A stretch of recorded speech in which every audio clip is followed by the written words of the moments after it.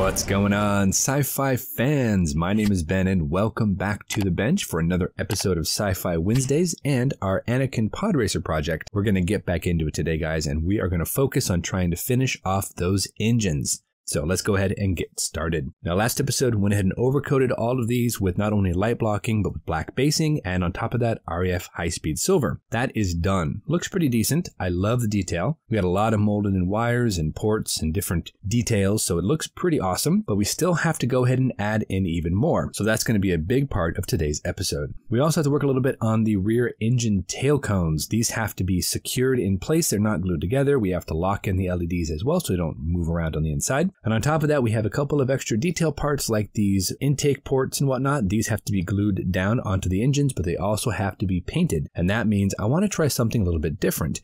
I might want to try to do a little bit of chipping. That might be kind of fun. But as we can go ahead and go through the instructions here, we see a ton of extra detail parts for each of these engines, and they're marked with either a right or a left marking. So we have to go ahead and basically everything we do for the one engine, we have to do for the other engine. So they're basically copying each other. There's going to be a lot of pipes, a lot of little plastic parts and pieces. We need to be very careful with how they come off the sprue, but I think if we stick to it, we'll go ahead and get them done. And maybe even add in a little bit of our own with some solder. Now, I also mentioned chipping, and I've got a couple different chipping solutions, and I want to try one of these onto the engine because we have a couple of bands that are painted around the engine like blue and yellow and also red for the underslung intake. So I want to go ahead and try to chip these up just a little bit. And I've got a couple different types of chipping solutions. We've got some that are made for larger chips. We've got some that are made for scratches. So I don't know which one I want to go ahead and use. Both have their pros and cons, but we have those. So I want to go ahead and try to apply that before I apply any of my paint. So let's go ahead and jump into our first time lapse. We have a lot to do today, guys. So we're going to grab our primer. We're going to grab our black basing. I want to overcoat a couple parts with that REF high-speed silver. And then I want to go ahead and lock in those LEDs that are in the back of the engine cones. I want to lock those in. I want to use some UV resin. Just a little bit of resin, hit it with that UV lamp. It should lock it into place and it shouldn't do any sort of damage to the LEDs themselves. So let's go ahead and get in there, guys. Lots of work to do, some painting, some chipping, some masking, just a ton of stuff. Let's get cracking,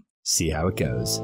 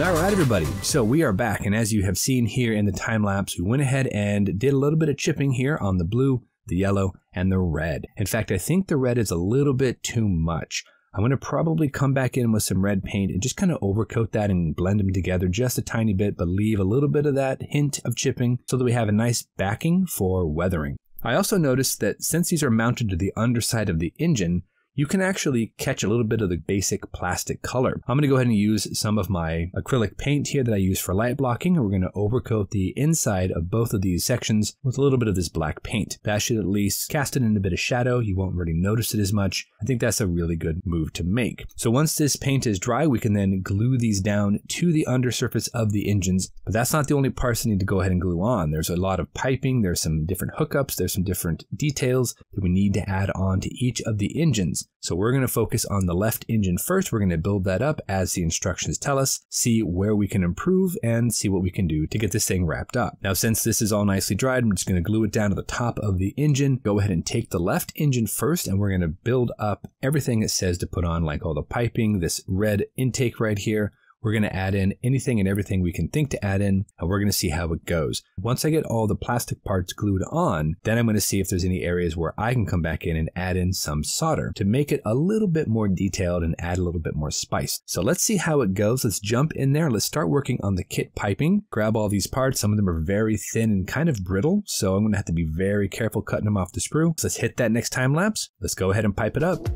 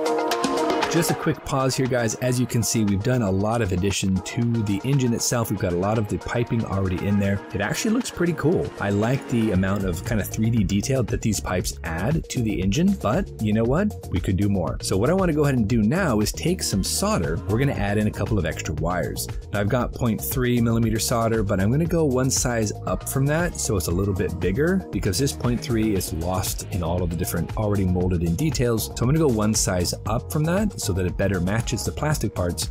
We're going to continue to go ahead and add in not only the plastic piping, but we're going to add in some of our own, and then we're going to paint them up. So let's go ahead and get back in there, guys. Let's keep it moving.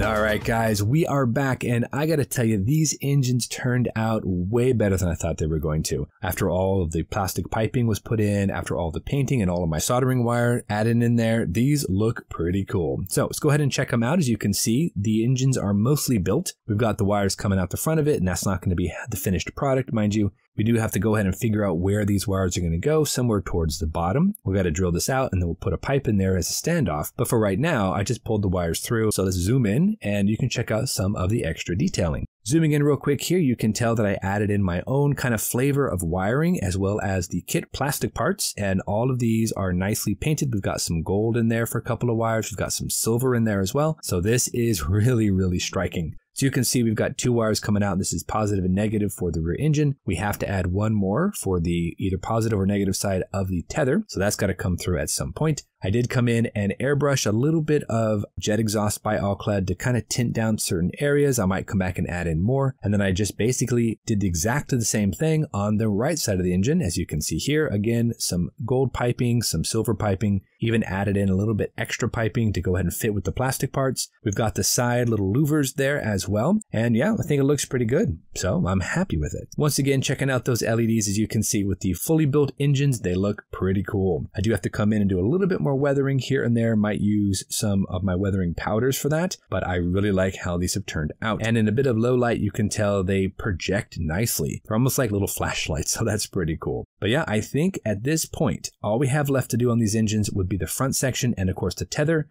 And so we're going to put these aside for right now, and next episode we're going to go ahead and start working on the pod, because we need to go ahead and see if we can add in some LEDs on those. So that pod's going to be kind of fun, but that'll be next episode. I think we've done a lot of work today. These engines are looking pretty nice. I love the LEDs. It adds some character to it, and I think this is going to be a really, really cool build. So that is it for us today, guys. Thank you so much for joining us. You guys know the drill. Go out there, get yourself some bench time, have some fun, build something cool, and we'll see you back here on the next episode of Ben Builds for Sci-Fi Wednesdays and our Podracer. Thanks for watching, everybody. Take care of yourselves, and we'll see you soon.